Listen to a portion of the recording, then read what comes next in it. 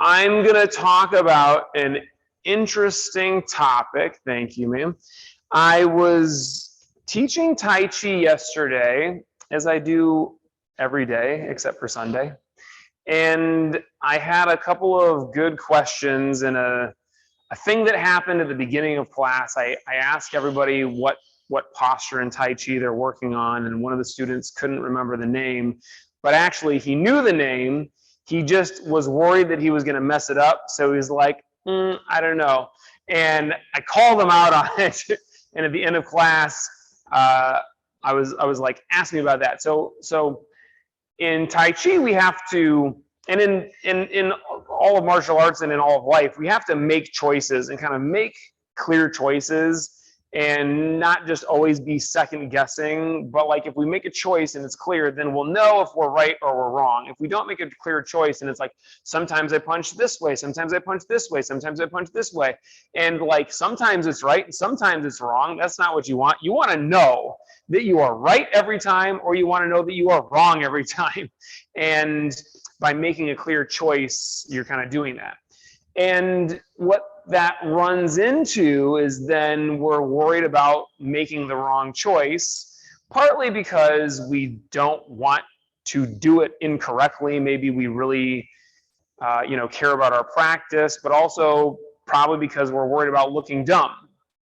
And we're worried about being wrong and knowing for ourselves that we were wrong, but also probably even more importantly and more graphically is what I want to say, but that's not it. It's like you can really feel it. What's that word? It's viscerally, more viscerally, is if other people are there and they see that you were wrong and that you messed up and that you look dumb. Looking dumb in front of other people is terrible. Looking dumb in front of yourself is not so bad. It's okay. Looking dumb in front of other people is like so horrifying for us as human beings. It is basically like physical injury, this ego injury. Looking dumb in front of other people, and this is something that we've evolved into, because for us, if we look dumb, it's like there's this chance, no matter how minute, but it still sticks in there. There's this chance that we're going to be ostracized by our community. And for human beings, that's dangerous, because if you're kicked out of your village, you're probably going to die in the jungle. If we are able to stay surrounded by people, then we're safer, right? So if you look dumb, it's like you're going to be kicked out of your family. You're going to be kicked out of the dojo. You'll just be roaming through the streets, getting attacked by anybody. So it's like the stakes are so high. And so a second student asked me, and he's like, yeah, why is that? Why is it that we care so much about looking dumb, and why are the stakes so high? And part of it is that it's because as human beings, we hate looking dumb, we hate messing up. Knowing that we messed up is also bad for us, because when we are wrong, when we're proven wrong, either by somebody else or by ourselves, that's, that moment of recognizing that you weren't right, and you have to kind of reshuffle everything that you think you know is very painful. And we love to know things, because we get all our little ducks in a row, and it's like, I know all of these things and I can tell the future and I'm going to stay safe and all that. So we hate it when that all gets thrown out of whack. So the stakes being high is about that, but it's also because we want to care about our practice, because in martial arts we care about the little things. And we care if our foot is in this position or if it's in this position. We definitely care, as those of you who have thrown front kicks correctly and incorrectly know, we care if your toes are in this position or this position, because this is not broken, this could be broken. And you don't have to fully break your toes to realize that you might just kind of stub them a little bit. But the little things matter, not only for the sake of not getting injured, but also for the sake of us just being fully present and fully living life. So I thought of this great quote from Hagakure. If you haven't read this yet, the Book of the Samurai, it's a very interesting book, and a lot of things that I agree with and a lot of things that I disagree with, like most of the books that we have. But this says, among the maxims on Lord Naoshigi's wall, there was this one: matters of great concern should be treated lightly. Matters of small concern should be treated seriously. And I love this quote. That's usually where I stop it. I'll continue a little bit further down. So the author continues by saying, among one's affairs, there should not be more than 2 or 3 matters of what one could call great concern. If these are deliberated upon during ordinary times, they can be understood. Thinking about things previously and then handling them lightly when the time comes is what this is all about. So he's saying, like, for example, you don't start deciding how you're going to defend against somebody's punch when it's already on the way to your face, because the way you're going to defend it is by getting punched and then hopefully not getting knocked out. But if you plan ahead of times and you rep your defense, whatever it is, then in the moment, it's easy-ish. To face an event anew, solve it lightly. To face an event anew, solve it lightly is difficult. I think there's a typo. If you are not resolved beforehand. And there will always be uncertainty in hitting your mark. However, if the foundation is laid previously, you can think of the saying, matters of great concern should be treated lightly, as your own basis for action. There's another part of this book that I forgot to have Zelda look for. I'm sure it's right around here, but he talks about it's a rainy day and you see people scooting around on the streets, and they like jump from one eave to the next. They're trying not to get hit by the rain, but you notice that you still get wet, and even as you pass underneath the eave, those harder drips are still getting you. You end up basically getting just as wet. Yet we're like all trying to, not get wet. We kind of get ourselves all in a tizzy, and you end up getting wet anyways. So this kind of points at this idea, matters of great concern. Of course, if there's something very serious and it's like actually dangerous for us, we want to treat it with the care that is needed. But that's distinct from getting in your own way, which is what we do so often. We don't treat things seriously. We treat things like more seriously than we need to. And in class, you hear me talk about this all the time. Like, let's say that you are sparring with somebody and you want to be able to get out of the way. If you start thinking about getting hit, it's not going to help you. If you start, your partner hits you once and you say, oh no, it's happening again, like this happened with you this morning, right, Zelda? You start getting hit and you start going, I'm getting hit. I suck at sparring. They're going to hit me again. Maybe this person hit you the last time you sparred with them, and this was months ago. And you start thinking today, they hit me last time, they're going to hit me again today. And this is when we start like getting attached to thoughts, to, this spiraling kind of thoughts process. It's not really helpful. So yeah, getting punched sucks. You could say it's a matter of great concern. You want to treat it lightly by prepping for it ahead of time, but in the moment, you can't get all in your own way about it. You can't let the ego really get involved. You want to just kind of let it go. In fact, when you actually get hit, the best way that you will respond is to let it go and then move on to the next one, right? If you get hit once and then the next time somebody starts throwing punches at you, you just start squinting, like literally closing your eyes. That doesn't help you get out of the way of the punch. So we treat it lightly, we let it go. And the flip side of that in practice might be that, well, I'm just practicing this. Like, nobody's actually trying to punch me right now. I'm literally just in class like we were in the last class. I'm just practicing sidestepping this way. It's not that important. We should treat it super seriously. Because yeah, someday it might actually help us not get punched. But also in this moment, there is nothing more important than what you're doing right now. This is actually another one of the maxims in Hagakure is, I'm going to, again, butcher it, but it is essentially, there is surely nothing more important than this present moment, or there is no higher purpose than this present moment. And that's true, right? I could be driving, I better be paying attention to what I'm doing. I could be sidestepping in class, I better be paying attention to what I'm doing. I could be just sitting there watching TV, better be paying attention, because there's nothing more important than what's happening right now. Yet our mind wanders all the time.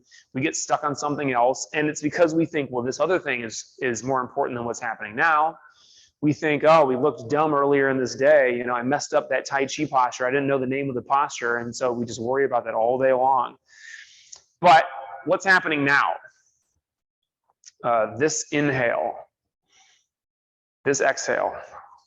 Nothing is more important than that. This is a holy moment. It is absolutely the most important possible thing. Yet we do it all day long. We breathe in, we breathe out, and so we take it for granted. We say to ourselves, or we think to ourselves, I don't have to pay attention to this. I'm going to pay attention to something else. And we do it even with things that we definitely should be paying lots of attention to. We're driving down the street and I see people texting over here. I see some people just like straight up driving, and they're like watching a YouTube video, and they're like, every couple of seconds you'll check and make sure you're still on, you know, in the lane. And that's when people die. So stop doing that. Put your phone down and pay attention to what you're doing. But, you know, this is an important kind of crux of our practice, is just being in the present. Treat this moment, as simple and as unimportant as it might seem, treat it with complete seriousness. And treat those things that we think are so important, that are of such high concern to us that we get attached to it and we can't let them go. Let it go. Treat it as if it's nothing, because that will allow us to really flow in the moment and be great. So there's this concept called Wu Wei. You hear me talk about it sometimes. Effortless effort. And it's kind of like this idea of I practice very hard, I pour myself into it. In those moments of light concern, I am completely focused. I treat it like it's the most important thing in the world. And then I let go of the result. So this is like process over product, or process over result. I really pour myself into the process of learning and getting better. And then in the moment, I don't worry about the result. I don't get attached to having a certain kind of thing or to having it go a certain way. So Wu Wei allows us to flow and keep things light. And that is when you will actually be your best. You try sparring when you are attached to winning. You're thinking about victory and defeat. That's going to mess you up. You try sparring when everything's very light. Somebody hits you and you go, yes, awesome. And then you just get right back to it, right? That story of Olinger sparring in front of like 100 people on retreat one year, and he takes this roundhouse kick to the head by this other high level martial artist, Sensei Hurt Sellers, and it's like whap, it's like whap. There we go, and everyone goes, and Seafood Brown says, "Oh, you're all right?" And he goes, "Yes, sir, that was awesome." And they go right back to it, and this is it. And like he continued to do really well. If you get hit and you start thinking, "Oh, I'm going to get hit again," or "Oh, I look dumb in front of everybody," that's when you can't flow. So Wu Wei is on some level the same idea. You treat something that seems to be very important, something that you're very concerned about, you know, victory and defeat, winning in this moment, treat it lightly and it'll happen. A couple of other related ideas here that I jotted down. Yeah, so in martial arts, there are lots of examples of this. One of them is we bow when we enter the dojo. And this is literally, if you've never done martial arts before and you've never been in the dojo before, it's like what? You're just walking from here to here. Oh, there's a slightly different surface that I'm walking on. Okay. Most people obviously would not know to bow walking on the mats. Some people try to walk in here, you know, in the back door on their shoes, and I got to yell at them. Some people try to walk in here with their shoes on, and I yell at them. But it is this simple act, you know, of taking off our shoes and bowing onto the mats where we're really showing respect for this place that we're practicing. It's on some level just a step, right? I'm just going from here to here. And of course, if you treat it like all the steps that you take throughout your day, you're not really going to be in the present. You're just going to do it, right? Yet we decide in that step right there that we're going to take a pause, we're going to bow. I saw a student back at our schools in Michigan, Dennis, and every time he walked on the mats, he would have like a full-on religious experience. He would stand there and bow with his eyes closed, and he'd be there for like a full minute. and then he'd walk onto the mats. And I could tell he was, in his mind, he was doing some kind of a visualization, an affirmation, really showing respect for the dojo and really just pouring everything, his whole soul and his whole being into that bow. And I'm not saying that I want all of you to do that, because we'd have a huge bottleneck there before and after every class. But to treat it with that kind of care is wonderful, it's beautiful. We bow to our partners when we practice. We bow at the beginning and end of class. And again, on some levels, just, a moment that's passing. We're starting this class, we're ending class. We finished practicing with this partner, we're going to go practice with another partner. But we want to really dig in that moment with complete respect and kind of a little bit of awe and a little bit of care. And this is something that we practice doing all the time. You've heard me say what Bruce Lee said before martial arts: a punch was just a punch. During practice of martial arts, during the process of learning, a punch was much more than a punch. And after mastery, a punch is just a punch. And this kind of describes this journey to mastery, where in the beginning we don't know what's what.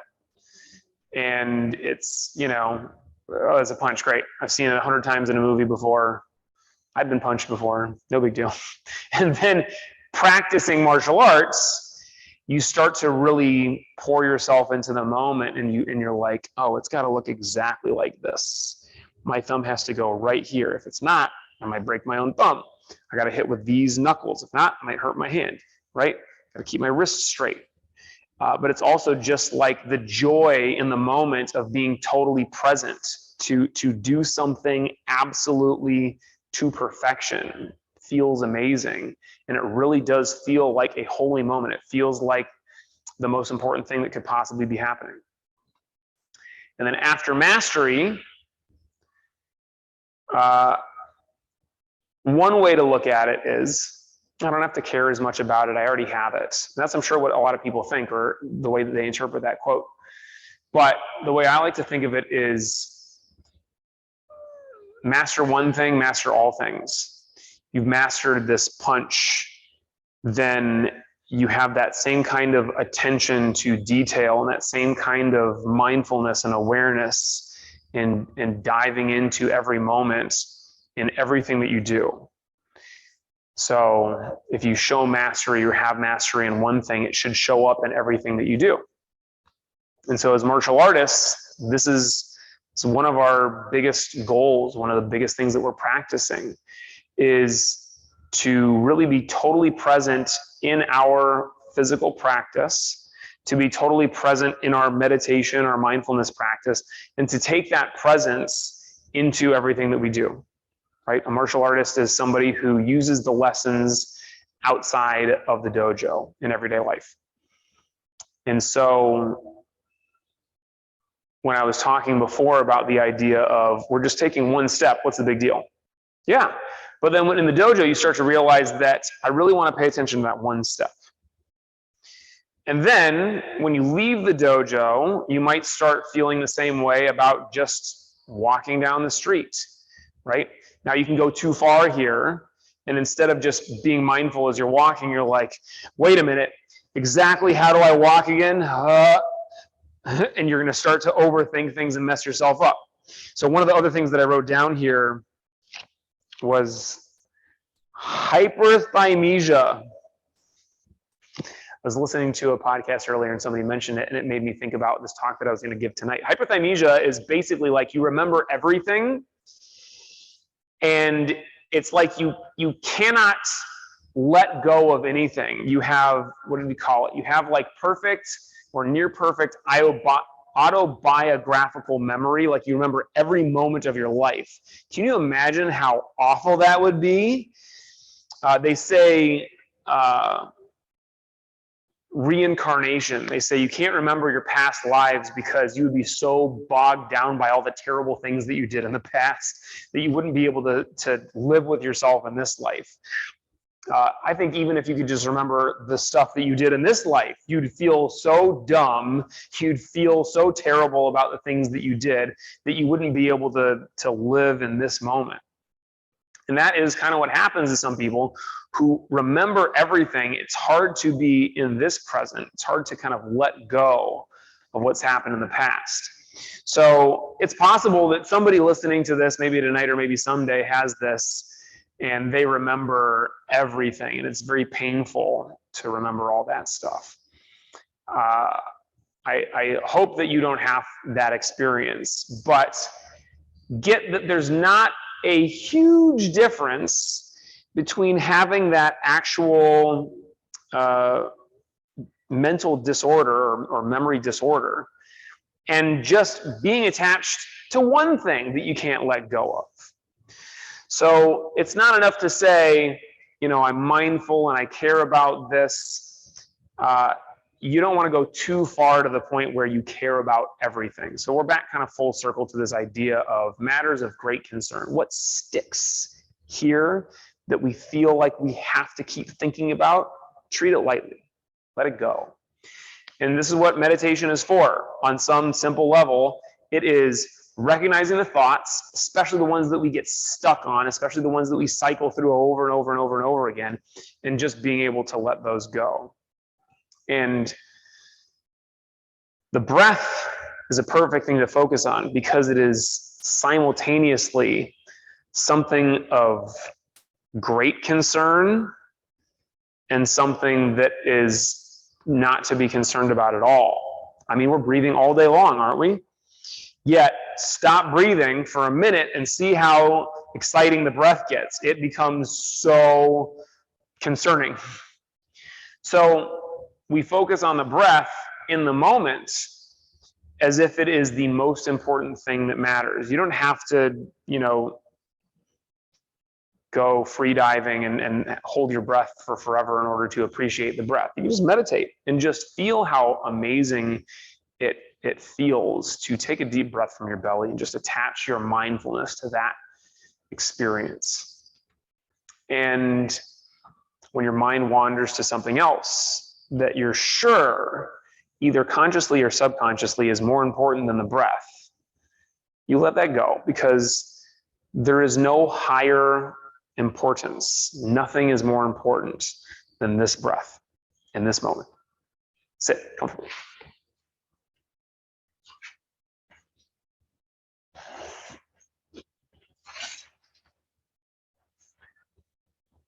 So a reminder of posture, sitting with your knees even or below your hips. Don't let your knees be popping up too much. Spine straight. You're not rigid and attached to like forcing yourself back, but you have perfect posture. You're just stacked one vertebrae right on top of the next, nice and solid. Close eyes, spine straight, eyes upturned, slightly upturned, not again rigid, not crossing your eyes, you're not cranking your eyes up, but you have a gentle raise of the eyes and focusing on that point between the eyebrows. Relax and watch the breath. Let go of all thoughts, worries, and cares. Be here now.